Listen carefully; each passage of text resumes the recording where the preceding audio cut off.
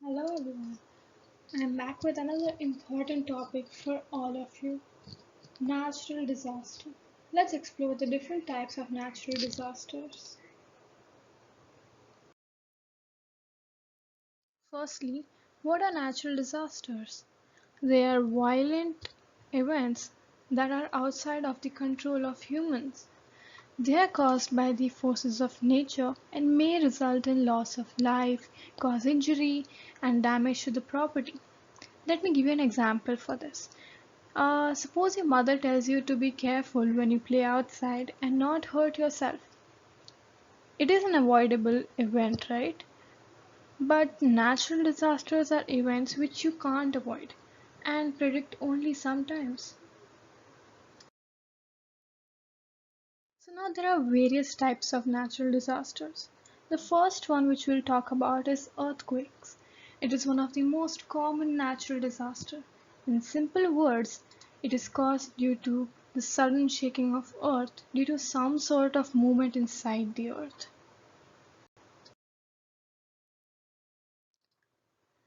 So I mentioned the phrase inside the earth.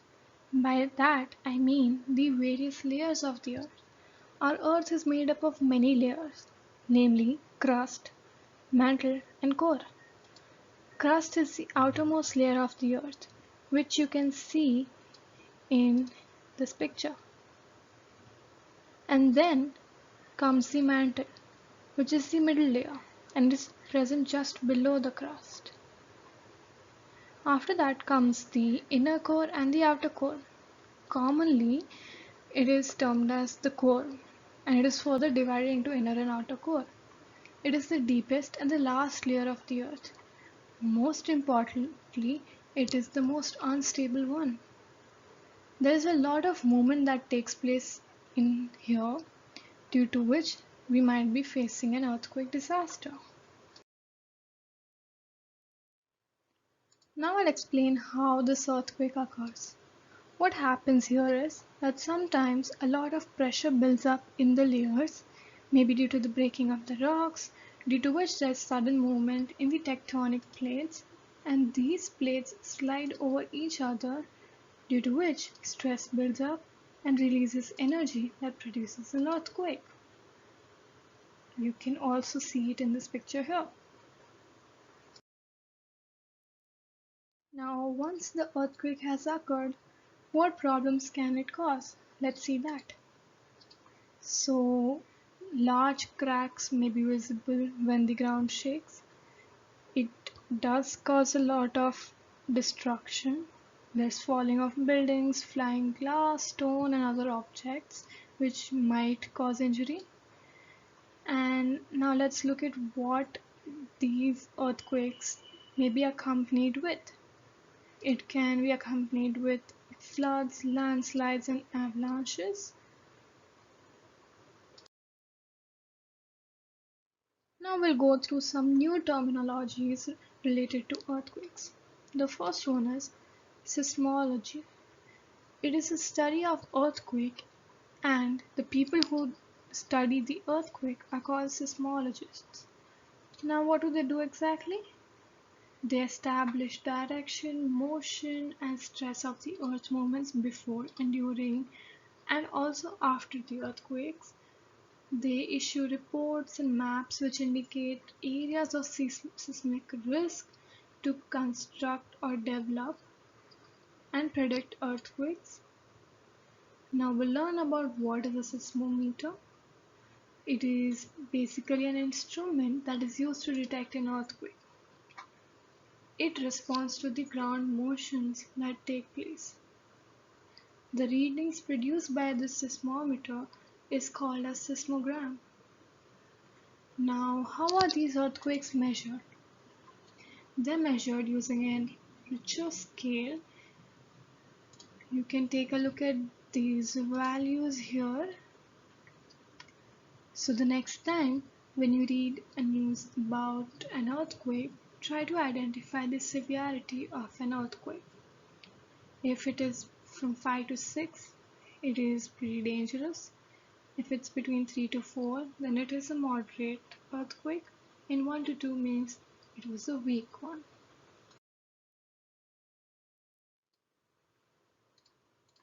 Now we have Danny here, who's going to tell us about the do's and don'ts when an earthquake occurs. Let's see what he has to tell us.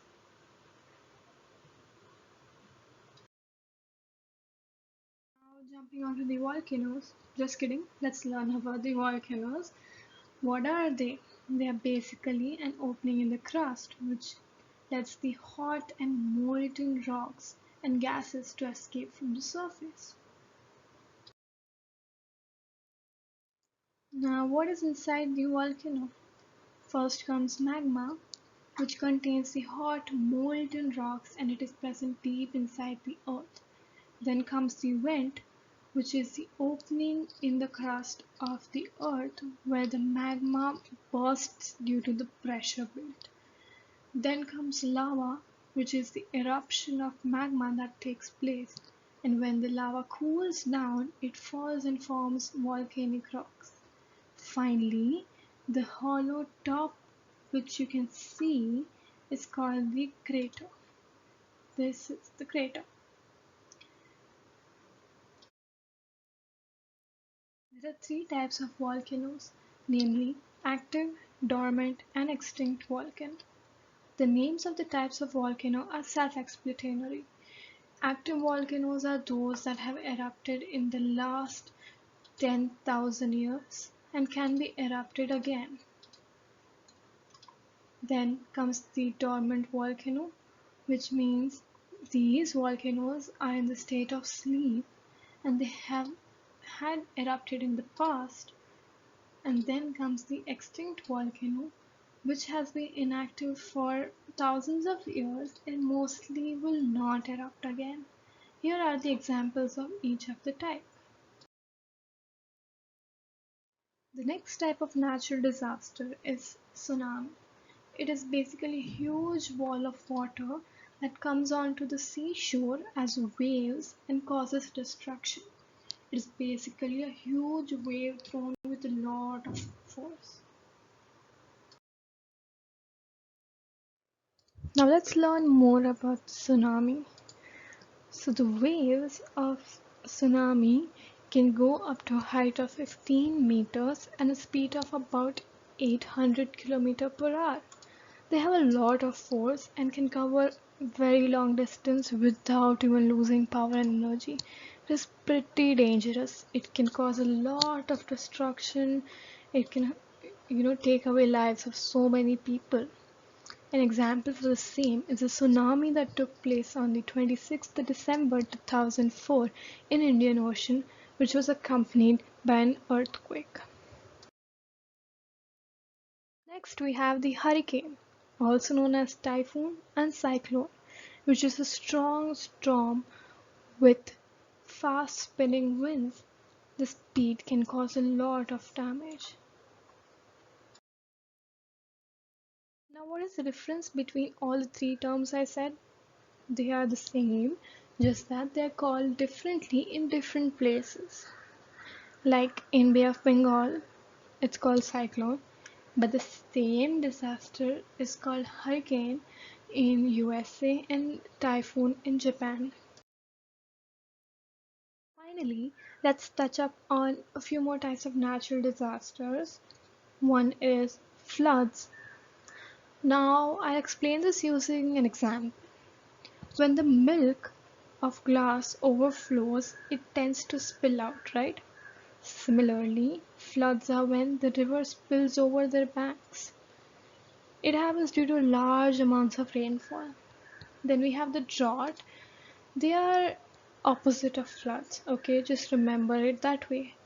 It happens due to the lack of rain, due to which the moisture in the ground reduces and the rivers dry up and the plants are not able to survive. It is a very dry and dull situation.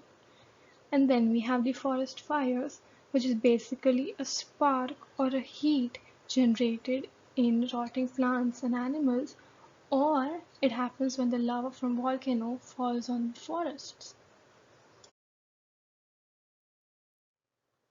Here are some images for floods, droughts, and forest fires.